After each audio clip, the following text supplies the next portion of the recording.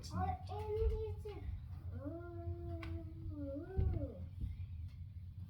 right, are you ready? Yes. Daddy, I want this book. That is Horton Hatches the Egg is the name of that one. This is Horton Hears a Who. This is a long one. On the 15th of May in the jungle of Nool, in the heat of the day, in the cool of the pool, he was splashing, enjoying the jungle's great joys, when Horton the elephant heard a small noise. So Horton stopped splashing, he looked toward the sound. That's funny, thought Horton, there's no one around. Then he heard it again, just a very faint yelp, as if some tiny person were calling for help. I'll help you, said Horton, but who are you? Where? He looked and he looked, he could see nothing there, but a small speck of dust blowing past through the air. I say, murmured Horton, I never heard tell of a small speck of dust that is able to yell. So you know what I think? Why, I think that there must be someone on top of that small speck of dust, some sort of a creature of very small size, too small to be seen by an elephant's eyes. Some poor little person who's shaking with fear that he'll blow in the pool. He has no way to steer. I'll have to save him because, after all, a person's a person no matter how small. So gently and using the greatest of care, the elephant stretched out his trunk through the air, and he lifted the dust speck and carried it over a place and placed it down safe on a very soft clover. Humph! Humphed a voice. 'Twas a sour kangaroo, and the young kangaroo in her pouch said, humph, too. Why, that speck is as small as the head of a pin. A person on that? Why, there's never been. Believe me, said Horton, I tell you sincerely, my ears are quite keen, and I heard him quite clearly. I know there's a person down there, and what's more, quite likely there's 2, even 3, even 4. Quite likely a family of all that we know, a family with children just starting to grow. So please, Horton said, as a favor to me, try not to disturb them. Just please let them be. I think you're a fool, laughed the sour kangaroo, and the young kangaroo in her pouch said, me too. You're the biggest blame fool in the jungle of Nool. And the kangaroos plunged in the cool of the pool. What terrible splashing, the elephant frowned. I can't let my very small persons get drowned. I've got to protect them. I'm bigger than they. So he plucked up the clover and hustled away. Through the high jungle treetops, the news quickly spread. He talks to Dust Speck. He's out of his head. Just look at him walk with that speck on the flower.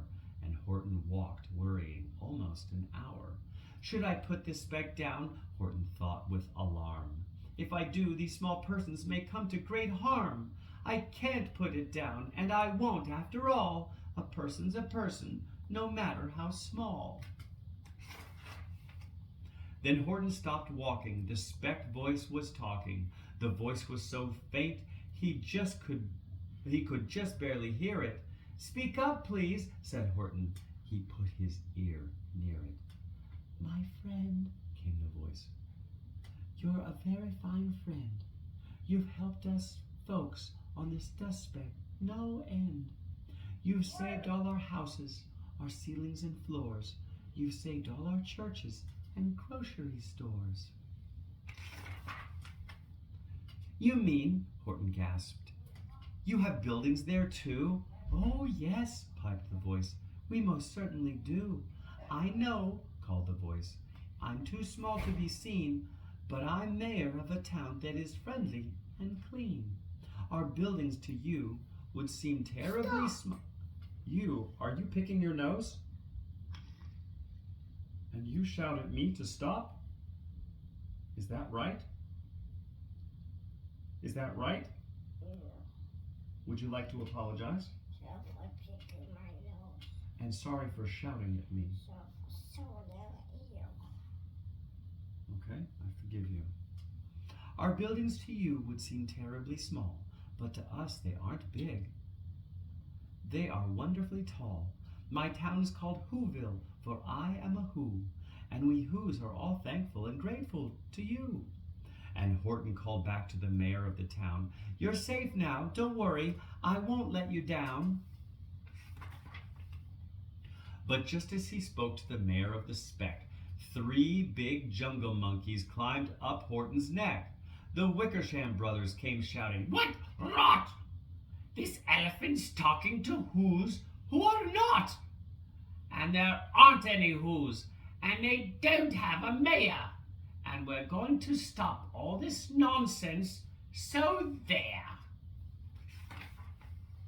They snatched Horton's clover. They carried it off to a black-bottomed eagle named Vladikoff. A mighty strong eagle, a very swift wing, and they said, "Will you kindly get rid of this thing?" And before the poor elephant could even speak, the eagle flew off with the flower in his beak.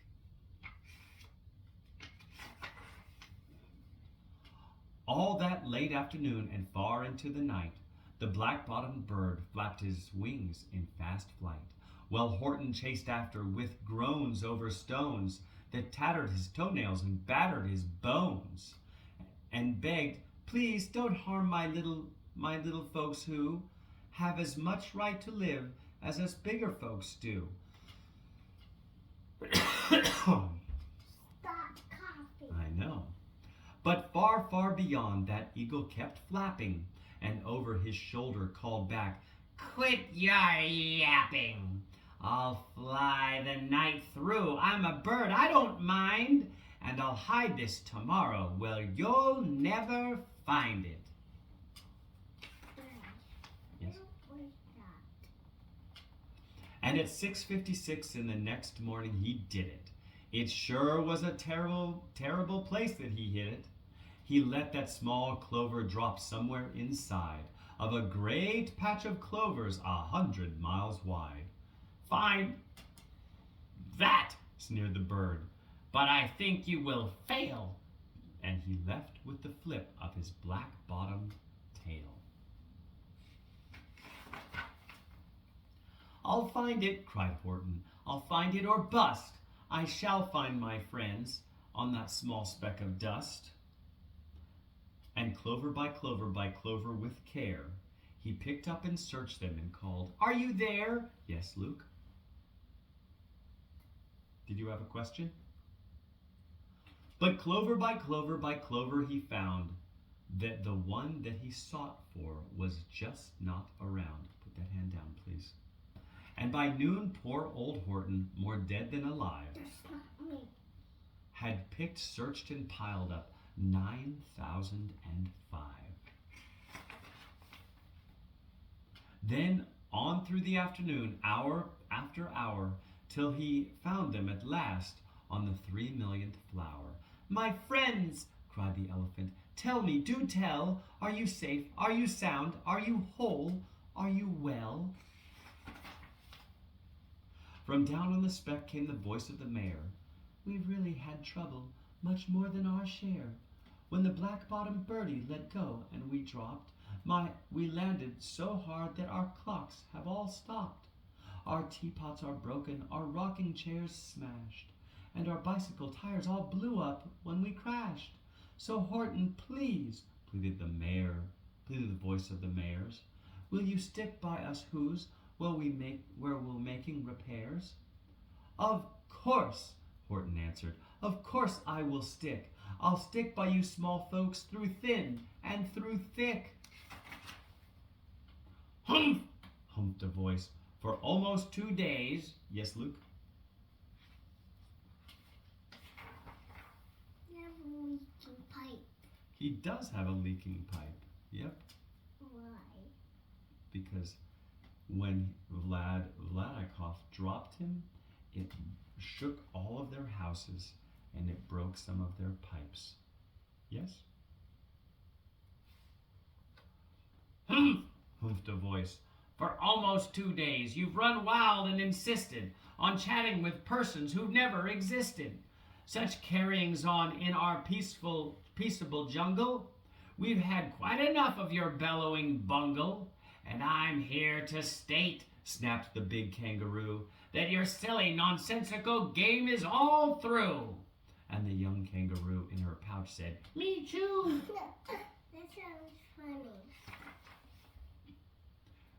With the help of the Wickersham brothers and dozens of Wickersham uncles and Wickersham cousins and Wickersham in-laws whose help I've engaged, you're going to be roped and you're going to be caged. And as for your dust speck, that we shall boil in a hot steaming kettle of bezelnut oil. You're gonna swim in bezelnut oil. You're gonna swim in it. Boil it, gasped Horton. Oh, that you can't do. It's all full of persons. They'll prove it to you. Mr. Mayor, Horton called. Mr. Mayor, you've got to prove now that you really are there. So call a big meeting, get everyone out. Make every who holler, make every who shout, make every who scream. If you don't, every who is going to end up in bezelnut stew. Gross.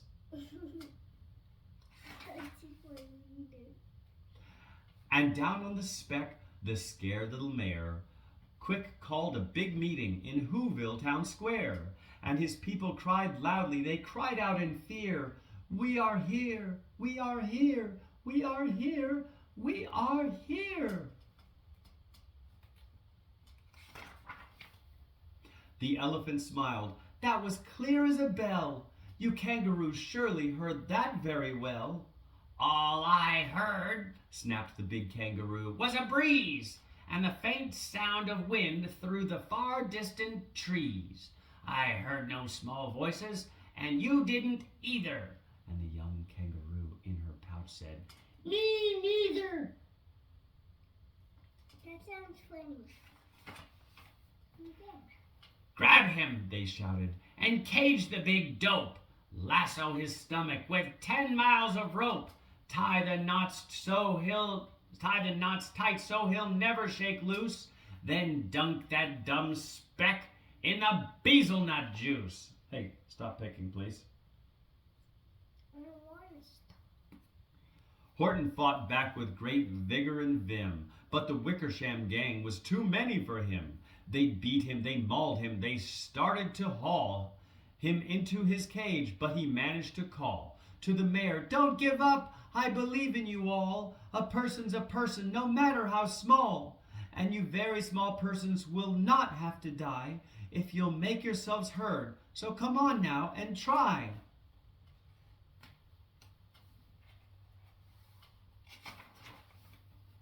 The mayor grabbed a tom-tom and started to smack it. Stop picking your nose, please.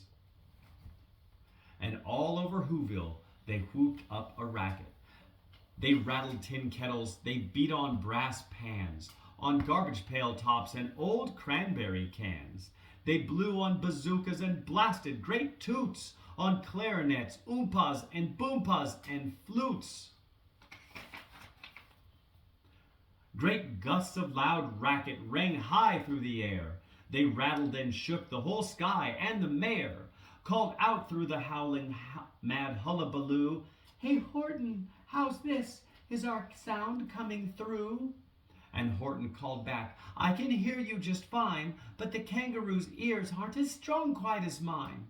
They don't hear a thing. Are you sure all your boys are doing their best? Are they all making noise? Are you sure that every who down in Whoville is working? Quick, look through your town. Is there anyone shirking? Should I stop reading? Through the town rushed the mayor from the east to the west, but everyone seemed to be doing his best. Everyone seemed to be yapping and yipping. Everyone seemed to be beeping and bipping. But it wasn't enough. All this ruckus and roar, He had to find someone to help him make more. He raced through each building. He searched floor to floor. Don't stop making noise. I'll stop reading, okay? And just as he felt he was getting nowhere, and almost about to give up in despair, he suddenly burst through the door, and that mayor discovered one shirker quite hidden away. In the Fairfax Apartments, apartment 12J, a very small shirker named Jojo, who was just standing, and bouncing a yo-yo. Not making a sound, not a yip, not a chirp, and the mayor rushed inside and he grabbed that young twerp. And he climbed with the lad up the Eiffelberg Tower. This, cried the mayor, is your town's darkest hour, the town for all who have blood that is red to come to the aid of their country, he said. We've got to make more noises in greater amounts, so open your mouth, lad, for every voice counts. Thus he spoke as he climbed. When he got to the top, that lad cleared his throat and he shouted out, "Yop!" And that yop, that one small extra yop, put it over. Finally, at last, from that speck on the clover, their voices were heard. They rang out clear and clean. And the elephant smiled. Do you see what I mean? They've proved there are persons, no matter how small, and their whole world was saved by the smallest of all. How true! Yes, how true, said the big kangaroo. And from now on, you know what I'm planning to do? From now on, I'm going to protect them with you. And the young kangaroo in her pouch said,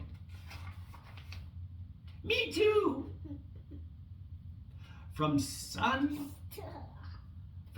in the summer, from rain when it is fallish, I'm going to protect them, no matter how smallish. I'm gonna smush it out. Smush it. And smush it out. All right. It's sleepy time. It's sleepy time. Yeah, pull on it. All right, let go of that, please, and climb down. I don't want to go, Daddy. I'm gonna pull it. Stop. Leave this alone. I'm gonna fall off.